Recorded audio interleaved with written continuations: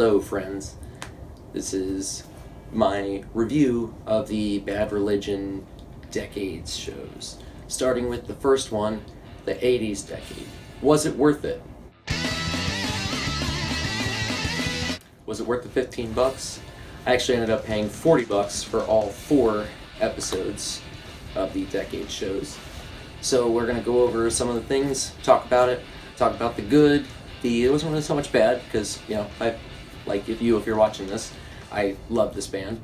So we'll go over what I liked, what I didn't like, and what I wish we could have maybe got more of or seen more of.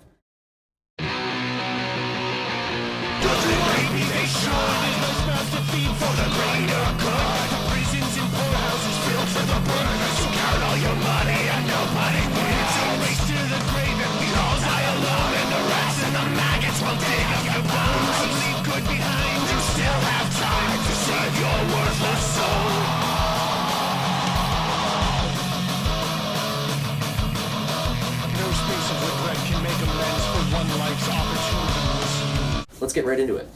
We'll answer the question of, was it worth it for the $15 an episode or 40 bucks for all 4?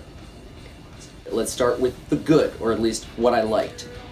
I liked the set list. I thought it was great. I thought, you're not going to please everyone. There's some nitpicky things, some songs that I wish maybe they would have played from the 80s era. For the most part, it was a pretty solid collection of their work from their the first decade, the 80s. Starting with, it was great to hear the current lineup play songs like the song Bad Religion and We're Only Gonna Die. That was fantastic. They played In the Night for the first time since 2008. That was fantastic to hear. Hearing Henchmen, which I did not expect to hear, was fantastic. There were songs that I knew they were going to play, but I was still happy to hear, like hearing the song You. I hadn't heard them play that live the last time I saw them in concert, which was in, 2015, 5 or 6 years ago. So that was great. They played The Dichotomy off of Into the Unknown, the redheaded stepchild of the Bad Religion discography. It was the only song they played off of Into the Unknown. But it's a great song, and it was just an amazing performance. Not to just be gushing all over it. We'll get to some of the critiques soon. But it was great to hear anything off Into the Unknown. I personally really like that album for what it is. Very different. Doesn't sound like really anything else in their discography, but worth a listen. If you haven't checked it out, I recommend Into the Unknown. I'll put a link in the bio. They also played Along the Way from Back to the Known. Very, I would say, popular song. Really good to hear. It's a great song. Fantastic performance. The interview section. I kind of wish there was more. The 80s decades performance live stream is about, I think, just over 50 minutes.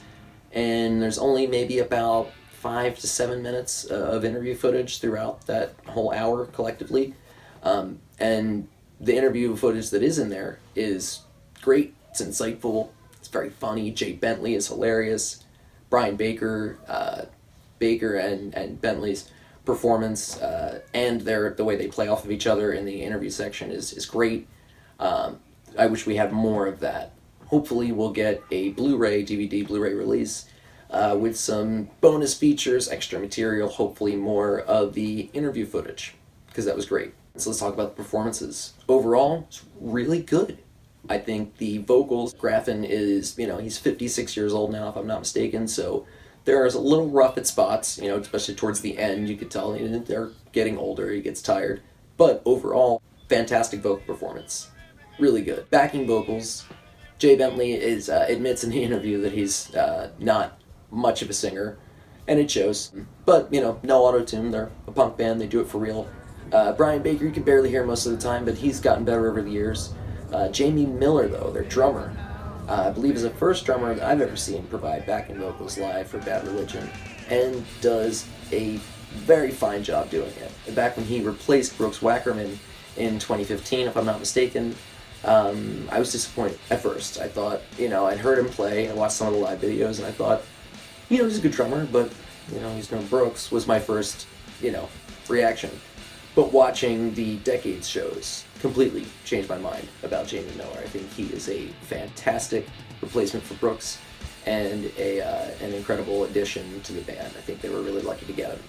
And also, on top of that, one of the things I noticed that another commenter pointed out, I didn't notice any real mics on the drum set. There's a bass drum mic that you can see, and there's the vocal mic that Jamie uses, but I could not see any other mics on the drums, and the drums sound great. So I thought that was very strange. Maybe if you can see or know the answer to that, let me know. There's not much I didn't like. There was a few things of note to point out. There are no original guitarists in these performances. Mr. Brett is strangely absent. Brett Gurewitz is not part of any of the Decades performances, which is strange because he typically does perform with them for official performances like this, and often does the shows in Hollywood and in LA, and these being done at the Roxy. He's also not listed as a band member in the credits at the end of each episode, which I thought was a little bit strange as well, the fact that he's just totally absent from these performances. As is Greg Hetson, obviously, who left the band. His replacement, Mike Dimkich, I can't say anything bad about his guitar playing. He's a good player, but I don't really feel like he brings much to the band, at least in a live setting. He pretty much just stands there and chews. So, miss Greg Hetson. I miss his little bald self bouncing around, and that buzzsaw SG, the energy and stage presence that he had, that he brought to the live shows, is definitely missed in these performances.